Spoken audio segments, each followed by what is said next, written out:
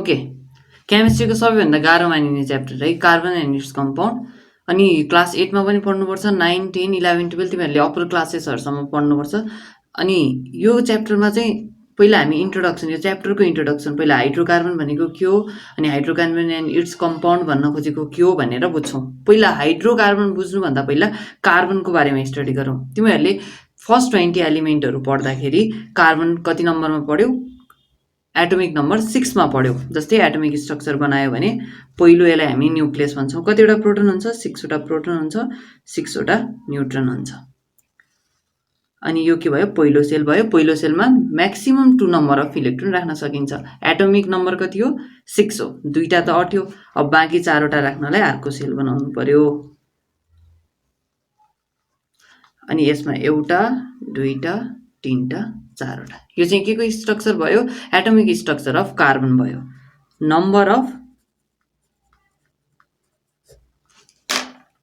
Number of electron कति छ? Count गर त। 1 2 3 4 5 6 छ, इक्वल टु 6। इलेक्ट्रोनको चार्ज सधैँ नेगेटिभ हुन्छ, त्यही भएर मैले E- ले डिनोट गरेँ।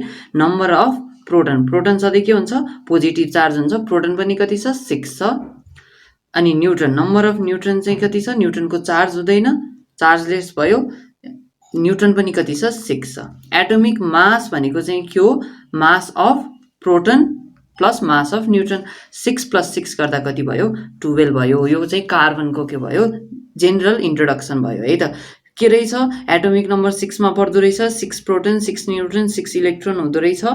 एटोमिक मास चाहिँ कति हुँदो रहेछ? 12 हुँदो रहेछ। अब भ्यालेन्सी एकदम महत्त्वपूर्ण कुरा, 4 वटा छ। यसले के गर्छ? 4 वटा इलेक्ट्रोन सेयर गरेर बाहिरी सेलमा के बनाउन खोज्छ? 8 वटा इलेक्ट्रोन बनाउन खोज्छ, अथवा अक्टेट रुल फलो गर्छ। द्याट मिन्स यसको भ्यालेन्सी चाहिँ कति? भ्यालेन्सी कति हुँदो रहेछ? 4 हुँदो रहेछ। यो कुरा जान्नु पर्यो। टेट्रा भ्यालेन्स भनिन्छ 4 भ्यालेन्सी भएकोलाई। हामी कार्बनको इन्ट्रोडक्सन, जेनरल इन्ट्रोडक्सन चाहिँ भयो। अब हामी जान्छौँ सेकेन्ड पोइन्ट 2 मा, हाइड्रोकार्बनमा है।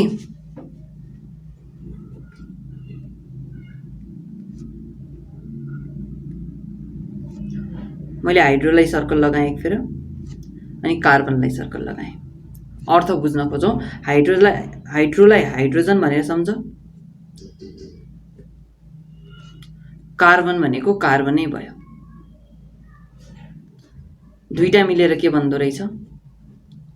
हाइड्रो कार्बन बन्दो रहेछ। अब डेफिनेसनको लागि के भयो? सजिलो भयो।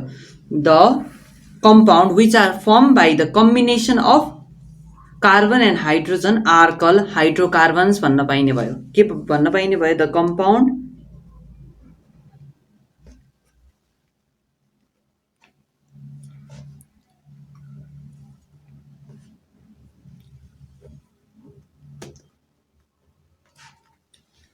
formed by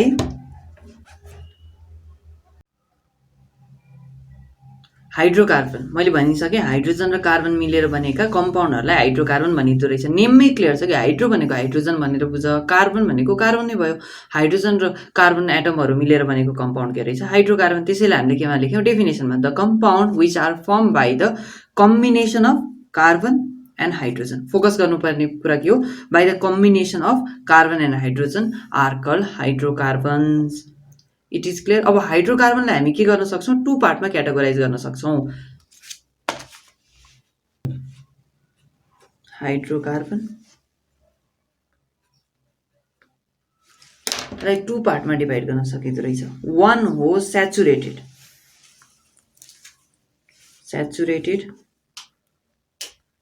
हाइड्रोकार्बन,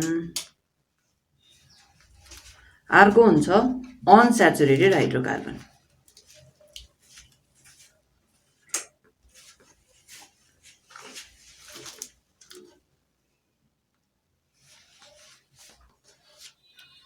ध्यान दिनुपर्ने कुरा, दुईटा टाइप्स हुँदो रहेछ हाइड्रोकार्बनको। हाइड्रोकार्बन भन्दा बित्तिकै एउटा कुरा के बुझ्नु पर्यो भन्दा, हाइड्रोजन र कार्बन मिलेर बनेको। यसलाई फर्दर 2 पार्ट्समा क्याटेगोराइज गर्न सकिँदो रहेछ। 1 is saturated hydrocarbon, next 1 is unsaturated hydrocarbon. तिमीहरूले अब बुझ्नुपर्ने कुरा एउटा सिम्पल है, हामी एउटा इक्जाम्पलबाट क्लियर हुने कोसिस गर्छौँ। तिमीहरूलाई थाहा छ कार्बन कार्बन बीच के हुन्छ? सधैँ कोभ्यालेन्ट बोन्ड हुन्छ। कोभ्यालेन्ट बोन्डलाई यसरी डिनोट गरिन्छ। मैले अहिले हाइड्रोजन राखिनँ है, अल्केन अल्किन अल्काइन अहिले हामी बुझ्छौँ। अहिले सिम्पल लिएर यहाँ कार्बन कार्बन बीच के छ, सबै ठाउँमा सिङ्गल बोन्ड छ। यस्तोलाई हामी के भन्छौँ, स्याचुरेटेड हाइड्रोकार्बन भन्छौँ। स्याचुरेटेड हाइड्रोकार्बन भन्छौँ। यसैको सट्टामा यहाँ मैले के गरेँ, एक ठाउँमा डबल बोन्ड राखेँ, अथवा कुनै एक ठाउँमा के गरेँ मैले, ट्रिपल बोन्ड राखेँ। भने पछाडि कुनै एक ठाउँमा डबल बोन्ड छ अथवा कुनै एक ठाउँमा ट्रिपल बोन्ड छ भने त्यस्तो हाइड्रोकार्बनलाई फेरि के भनिन्छ, अनस्याचुरेटेड हाइड्रोकार्बन भनिन्छ।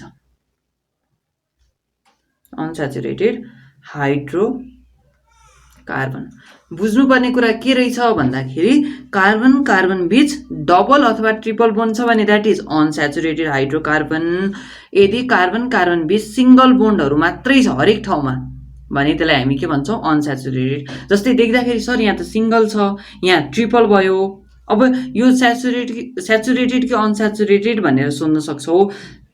हाइएस्ट नम्बर अफ बोन्डलाई के गर्ने, काउन्ट गर्ने। यहाँ सिङ्गल होस् यहाँ सिङ्गल होस्, it does not matter, here is 3 number of bond, that is यो होल चाहिँ के हुने भयो, अनस्याचुरेटेड हाइड्रोकार्बन हुने भयो। किन, हामीले म्याक्सिमम नम्बर अफ कोभ्यालेन्ट बोन्डलाई काउन्ट गर्छौँ।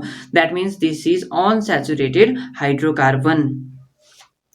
जस्तै अरू इक्जाम्पलको लागि मैले तिमीहरूलाई के गर्न सक्छु, कार्बन कार्बन बीच के गर्न सक्ने भए, डबल बोन्ड राख्न सक्ने भए, यो पनि के हुने भयो, अनस्याचुरेटेड। कार्बनलाई 4वटा बोन्ड चाहिन्छ, 4वटा कोभ्यालेन्ट बोन्ड चाहिन्छ। यहाँ 2टा कोभ्यालेन्ट बोन्ड भयो, एउटा मैले यता हाइड्रोजनले फिलअप गरेँ, यता हाइड्रोजनले। हेर त यो कार्बनको वरिपरि 1 2 3 4वटा।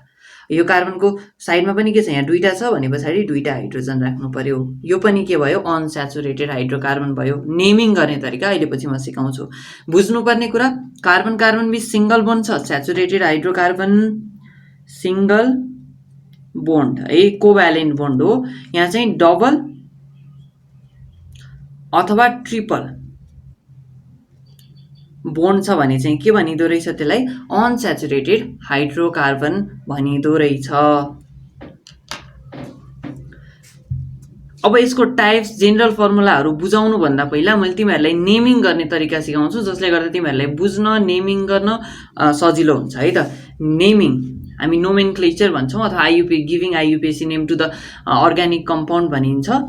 याद गर्नुपर्ने कुरा, मिथ यदि कुनै पनि कार्बनमा यस्तो चेनमा एउटा कार्बन छ, एउटा मात्रै कार्बन भएको कार्बनको कम्पाउन्डमा हामी मिथ युज गर्छौँ।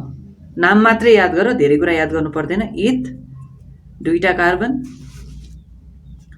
प्रोप 3टा कार्बन, मेथित प्रोप, अनि त्यस पछाडि आउँछ बट लेखिन्छ, यसलाई ब्युट भनेर पढिन्छ।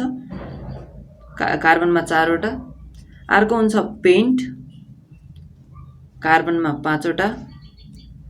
अर्को हुन्छ पेन्ट पछाडि तिमीहरूले पेन्टागन, हेक्सागन भनेर पढ्यौ।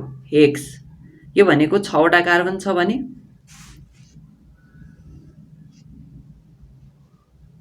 अनि हेप्ट 7वटा कार्बन छ भने, अक्ट 8वटा कार्बन छ भने, नन 9वटा कार्बन छ भने, डेकमा चाहिँ के गरिन्छ, 10वटा कार्बन छ भने।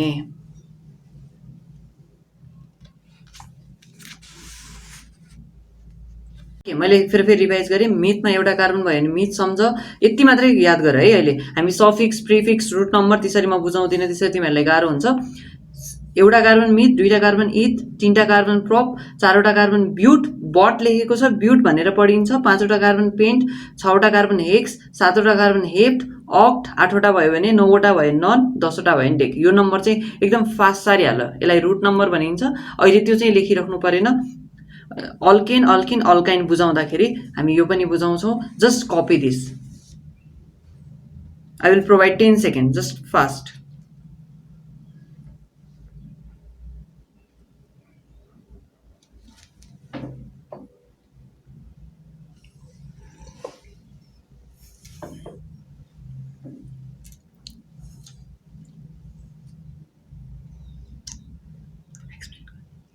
अब तिमीहरूले अर्को जान्नुपर्ने कुरा भनेको बोन्ड, एकदम राम्रोसँग बुझ्नुपर्ने बोन्ड। यदि सिङ्गल बोन्ड, कार्बन कार्बन बीच सिङ्गल बोन्ड देख्यौ भने सधैँ ए या नी भनेर याद गर।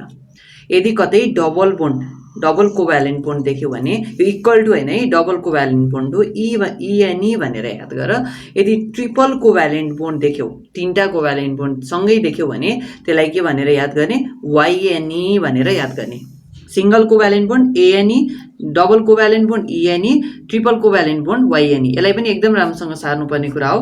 Just copy it fast.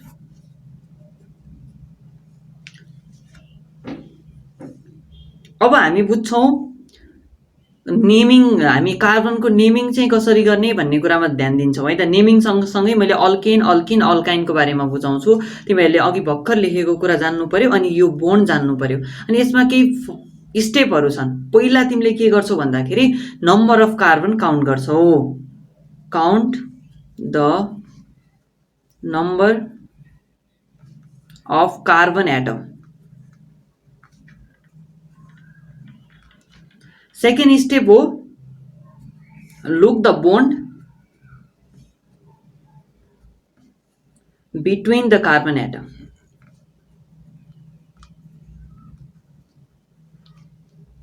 Carbon atom हामी अहिले फङ्सनल ग्रुपमा पुगेको छैनौँ। दुईटा कुरा याद गर्नु पर्दो रहेछ, एउटा बोन्डको कुरा, एउटा कार्बनको नम्बरको कुरा। तिमीलाई अब एउटा इक्जाम्पल दिन सक्छ। जस्तै तिमीलाई यस्तो कम्पाउन्ड दियो, यहाँ के छ, हाइड्रोजन छ, हाइड्रोजन छ, यहाँ पनि हाइड्रोजन छ, हाइड्रोजन, यहाँ हाइड्रोजन छ, हाइड्रोजन, यहाँ पनि हाइड्रोजन छ। अलिकति क्लियर भएन, अलि राम्रोसित बुझ्ने कोसिस गर है। अब हेर, मैले पहिलो स्टेप के बुझाएको छु भन्दाखेरि काउन्ट द कार्बन नम्बर। कुनै पनि कार्बन चेनमा भएको काउन्ट द कार्बन नम्बर। हेर त, एउटा, दुईटा, तीनटा, चारवटा कार्बन छ। मैले अघि के भनेको थिएँ, चारवटा कार्बन हुँदा बित्तिकै के लेख्नु पर्यो, पहिलो एउटा मिथ, दुईटा भए इथ, तीनटा भए प्रोप, चारवटा भए ब्युट। तर बियुटी मात्रै लेखिन्छ। अब दोस्रो स्टेप के हो, look the bond between the carbon atoms भनेर भनेको छ। कार्बनको एटम्समा यहाँ के छ, सिंगल बोन्ड छ, यहाँ पनि के छ, सिंगल बोन्ड छ, यहाँ पनि के छ, सिंगल बोन्ड छ। हरेक ठाउँमा सिंगल सिंगल सिंगल बोन्ड छ भने के युज गर्ने, हेर त, एएनई युज गर्ने। यसको नाम के भयो, बियुटी एएनई। अब यसलाई के भनेर पढिन्छ, ब्युटेन भनेर पढिन्छ। मैले तिमीलाई एउटा क्वेसन दिएँ, ट्राई इट। यसको नाम लेख्ने कोसिस गर ल। ल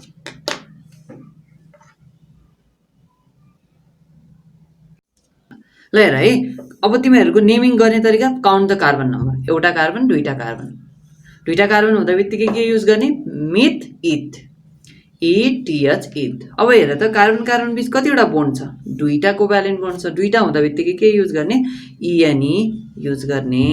यो कुरा बुझ्नु पर्यो। अझै एउटा इक्जाम्पल बुझाउँछु अनि केही क्वेसनहरू म तिमीहरू जस्तो सी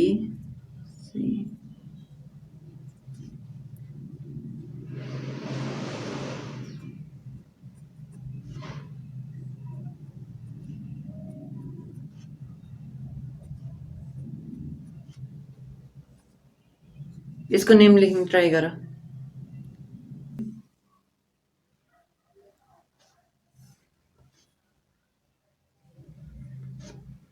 एउटा, दुईटा, तीनटा, चारवटा।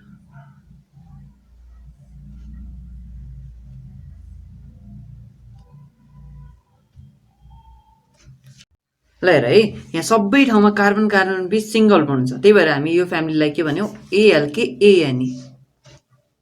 ओके, कार्बन बीच सबै ठाउँमा के छ, सिंगल बोन्ड छ। त्यही भएर यसलाई एएलके एएनई भनियो। कार्बन बीच डबल बोन्ड छ, त्यस्तोलाई हामी के भनियो, इएनई फ्यामिली, एएलके इएनई है, अल्किन फ्यामिलीमा राख्यो। यहाँ कार्बन बीच तीनवटा बोन्ड छ भने यसलाई फेरि केमा राखिन्छ, एएलके वाइएनई फ्यामिलीमा राखिन्छ। अल्केन, अल्किन, अल्काइनको जेनरल फर्मुला, यिनीहरूको डेफिनेसन हामी भोलि पढिन्छ। यी नेमिङ गर्न सिक्नु पर्यो तिमीहरूले। मैले कार्बनको बारेमा भनेको छु त्यो जान्नु पर्यो। यो बोन्ड र रुट नम्बर चाहिँ बुझ्नु पर्यो। त्यो क्वेसनहरू प्र्याक्टिस गर्ने। यो पार्ट 1 हामीले आजको क्लासमा पढ्यो। पार्ट 2 र पार्ट 3 भोलि र पर्सि म अपलोड गर्छु। त्यस पछाडि यसको बारेमा के गर्न सकिन्छ, स्टडी गर्न सकिन्छ। आज बुझ्नुपर्ने कुरा जति सिकाएको छु त्यति मात्रै हो, त्यहाँभन्दा बढी बुझ्नु परेन।